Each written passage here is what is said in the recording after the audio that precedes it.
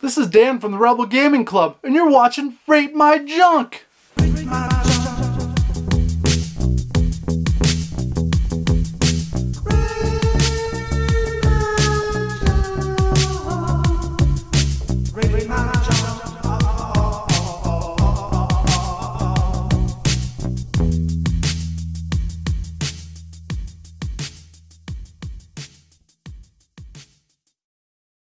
Welcome to Rate My Junk, Episode 7. This is your weekly variety show of thrifting finds. Could be toys, could be board games, could be DVDs, could be just about anything. One thing I know it's not video games. This week we have a special guest. I've turned to fellow Rebel Gaming Club member, Mosley. Mosley, thank you very much for joining me this week. Oh shit, yo, what up, guys? No problem, man. I'm happy to do it. Making a fucking mess over here. I have a pile of stuff, and I think it's perfect for you. I mean, you're a jack of all trades. You know a little bit of everything, so I think this is going to be a great one. First up, found a plushie. A stuffed animal, if you would be. You a fan of Rizzo from the Muppets? I mean, I couldn't pass on this, Mo. He's got his little leather jacket there. Thing's brand new, still has a tag on it. Yeah, I don't blame you, bud. I've always been a big fan of the Muppets and anything with Jim Henson. Plus, Rizzo's a rat, which naturally makes him a dirtbag, and he's got his little Fonzie get up there, so I would have snagged that bitch as well. Next up, Mo, found some CDs. The comedy variety. So let me know what you think. We got Weird Al Yankovic, Dare to Be Stupid. Of course, man. I don't think anybody from either of our generations can say they don't like Weird Al at least a little bit. Fun fact, too, the title track to that bitch is on Transformers the movie. The animated one, not the shitty new school ones. We got Neil Hamburger. Are you familiar with Neil? I feel like I've heard his stuff on Sirius Radio. I don't think I've ever really listened to him, you know? Left for Dead in Malaysia is the name of this album. Yeah, dude, I think I found out about Neil Hamburger through Tom Green, if memory serves, and it's just impossible for a guy like me not to respect a dude who makes a career out of wearing a bad comb-over. Picked up Dane Cook, Rough Around the Edges. Yeah, I know it's not cool to like Dane Cook, and I don't know if I necessarily like Dane Cook, but if I see a CD that's a comedy and I don't have it and it's 50 cents, I'm going to pop on it every time. It's great for car rides. It's good for hanging out with friends. Listening to some shit. Mo, Dane Cook?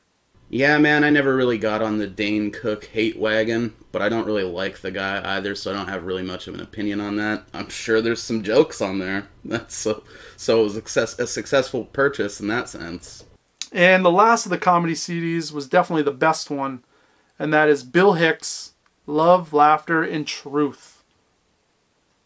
Mo, I would take you for a Bill Hicks fan. I mean, Bill Hicks' comedy is super clever. It's very dark. Yeah, I mean, I've always been a fan since the first time I've heard it. You know, he died pretty young, cancer. He was also a musician. So, yeah, this was a great find. And I believe I got some cassettes of Bill Hicks, but I don't have that many CDs, so. Mo? Of course, dude, I love Bill Hicks. I got exposed to that shit in high school through that video where he, like, explodes on this fucking heckler lady. And I believe I've seen every Bill Hicks special multiple times since then.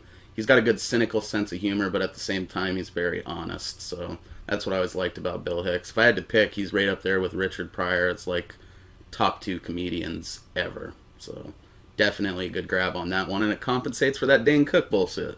Oh, God. This I found actually today. And that is Masters of the Universe. This is the 2 stories on 1 record set. Remember these?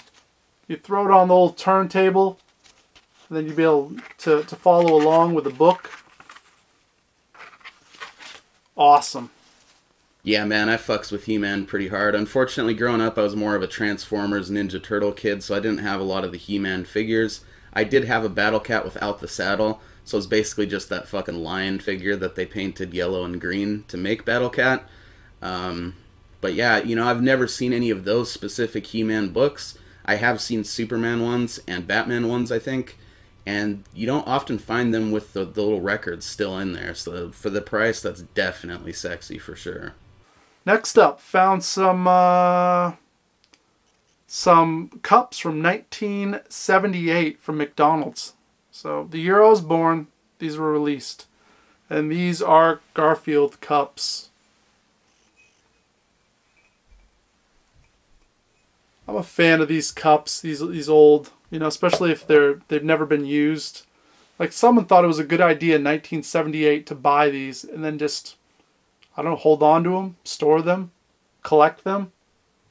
And here they are now, 40 years later, in my house. Mo, you have any of these cups kicking around?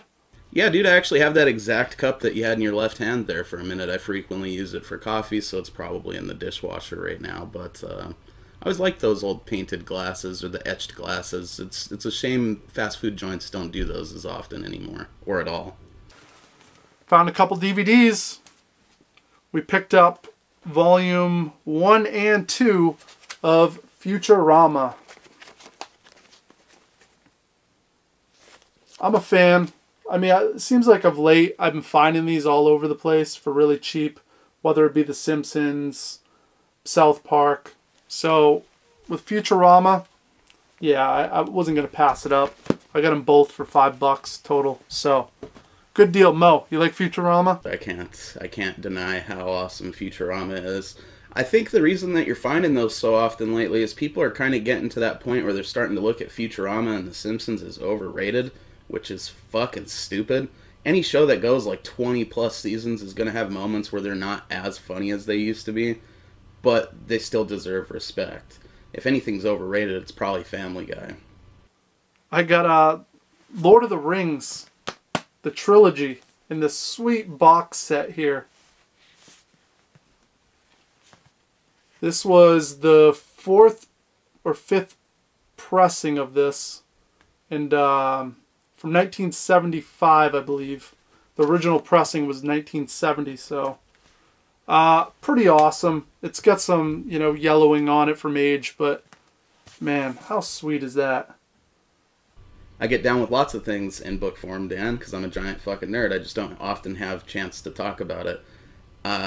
You know, a little yellowing from age isn't that bad, because when I was in like 5th grade, I got the box set where they just were fucking orange or something. They were like orange and yellow, the books. They didn't even have any cover art. It was lame.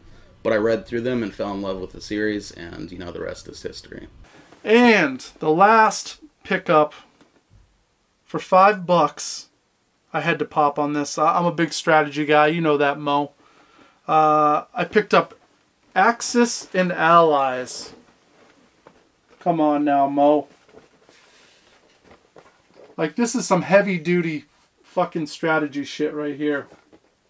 And the best part, it comes with 299 pieces, and it looks like half the pieces weren't even broken off. It doesn't even look like this was used maybe once.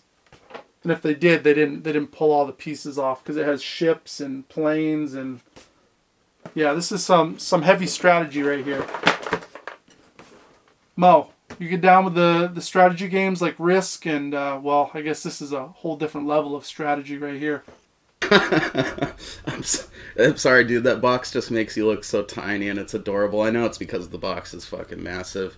Of course, I love those games. I've never actually played Axis and Allies, but I've played a ton of Risk. And actually, you know, we just talked about Lord of the Rings, and ironically, I used to have Lord of the Rings Risk, and that was the version we played all the time. I would really love to get together with you guys and just watch like every World War II movie we can think of and play Axis and Allies all damn day. Sounds like a sexy afternoon indeed. Mo, what do you think? All my junk. I mean, that was a pretty good bundle of stuff right there. I was really happy with all those finds. What do you think? 1 to a 10. What do you give my junk? Well, Dan, there was no metal in there. You know, I'm kind of disappointed a little bit in that. Hurts my heart a little bit, I can't lie. But you can't control what you find at these fucking thrift stores. So in the interest of giving you a good bro score, but also deducting a little bit for the lack of metal, I'm going to stand firm at a 7.5 out of 10. Mo, thank you so much for doing this. My RGC brother. Mo has his own channel, guys. If you don't know, you should be subbed. If you're subbed to the Rebel Gaming Club, you should be subbed to him. I will link him down below. Thanks, Mo. Thank you guys for watching. Until next week, rate my junk.